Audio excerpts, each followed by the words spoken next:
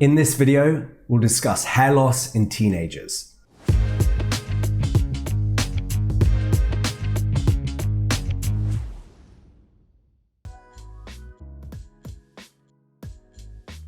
Now, when I was a teenager, I was already losing my hair. I remember back in school, so I was like 17 at the time, my friend told me I had a receding hairline, and I didn't even know what that was at the time. I had to go home and research it. And honestly, I was pretty shocked and worried when I found out my hairline was receding at 17. It made me feel very insecure about my hair. And the fact that I was losing hair at such a young age was a sure sign that I had aggressive hair loss. Almost all men in my family are bald, including my father, grandfathers, uncle, and cousins. But as you can see, it is possible to do something about it no matter what sort of hair loss you have. Hair loss in teenagers differs from adults in two big ways. Firstly, it's not as common for a teenager to start losing their hair. Secondly, the causes are actually far more varied than with adults. If you see a 55-year-old man with hair loss, it's a 90+% chance he has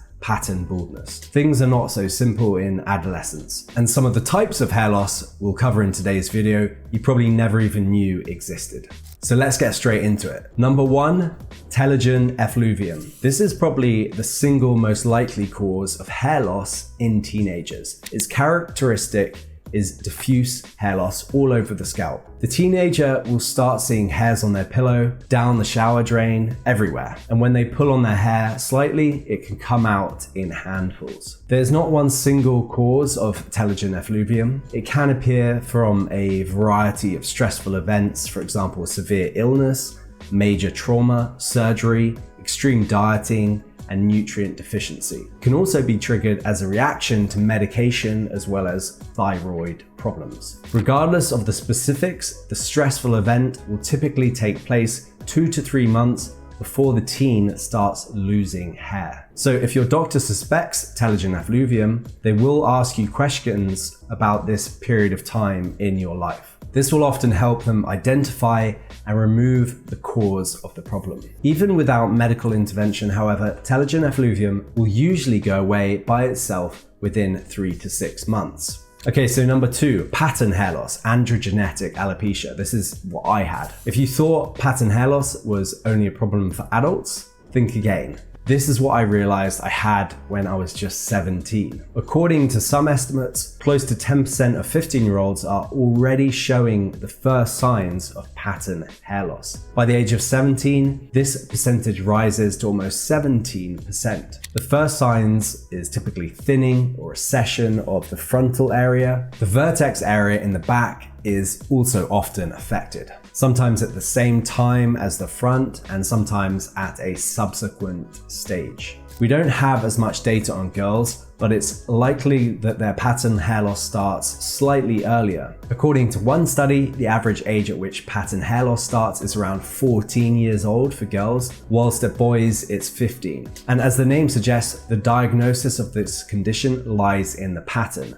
In boys, the frontal part of the crown will be affected, but sometimes the hair loss is diffused all over the top of the head. The telltale sign in girls is an unusually wide parting with some zigzags in it. Okay, so number 3, alopecia areata. The hallmark of this condition is localized, patchy hair loss. The scalp in these affected areas is smooth with next to no hairs. The causes of alopecia areata are not fully known, but scientists suspect it is an autoimmune condition. In other words, the body attacks its own hair follicles, causing the hair follicle shaft to fall out. Diagnosing this condition is pretty straightforward, obviously. Your doctor will often be able to make the diagnosis simply by looking at the scalp. Alopecia areata often goes away by itself without any treatment. In other cases, however, the bald spots can stay indefinitely or even multiply. Okay, so number 4, traction alopecia, and this is most common in girls. Very tight hairstyles like braids,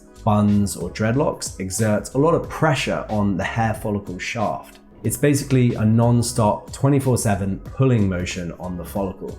This eventually weakens it, leading to hair loss, particularly at the edges of the hairline, both at the front and back of the head. The extent to which you can reverse traction alopecia depends on how quickly you act. If you stop wearing the tight hairstyle shortly after the hair starts falling, then you'll be able to grow back most, if not all, of the hair. If, however, you leave the hairstyle for long enough, then the affected hair follicles can become permanently scarred. And then there's basically no possibility to regrow that hair.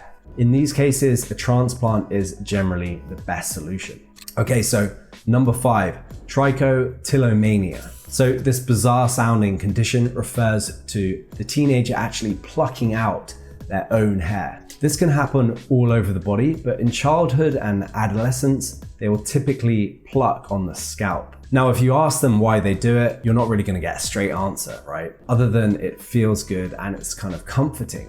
And scientists still haven't been able to find a good answer to this themselves. Whatever the cause, if this isn't stopped soon enough, it can lead to irreversible hair loss. The good news is that in most cases, the adolescent will stop doing it on their own and the hair can be easily restored. In other cases, however, psychological interventions and professional support will be required. Okay, so number 6, scarring alopecias. This brings us to the group of rare hair loss conditions which share one unfortunate characteristic. This is that the follicle actually becomes destroyed and replaced with scar tissue, which is why these kind of conditions are collectively called scarring alopecias. You see, most of the conditions we discussed so far, like telogen effluvium or pattern hair loss, are not scarring conditions, at least not in the first changes. The hair follicle shaft falls out, but the underlying hair follicle is preserved. For this reason, you can always reverse them to a greater or lesser extent later on. Scarring alopecias you can never really reverse because they permanently destroy the hair follicle bulb. The opening in your scalp through which the hair shaft grows is literally plugged up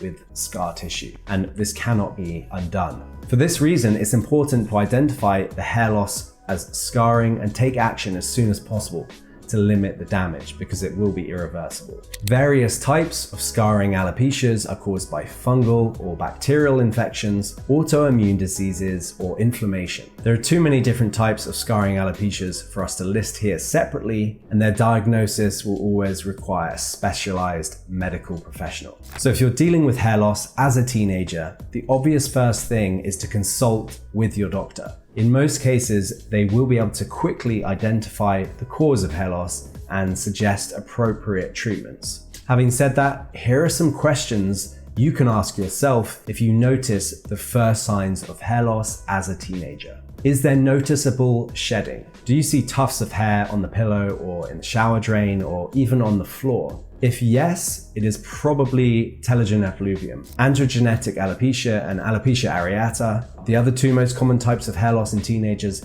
they typically don't lead to so much visible shedding. Was there a stressful event that preceded the onset of hair loss by 2 to 3 months? As we discussed, major stressful events like surgery, severe illness, or crash dieting often occur around 3 months before the onset of telogen effluvium. If the answer to this question is yes, then more than likely this is the cause of your hair loss. Is there a history of pattern baldness in your family like there is with mine? If yes, this increases the probability you are dealing with early pattern baldness. Remember that this will tend to run in families, so the more of your relatives that have it, the more likely you are also to have it.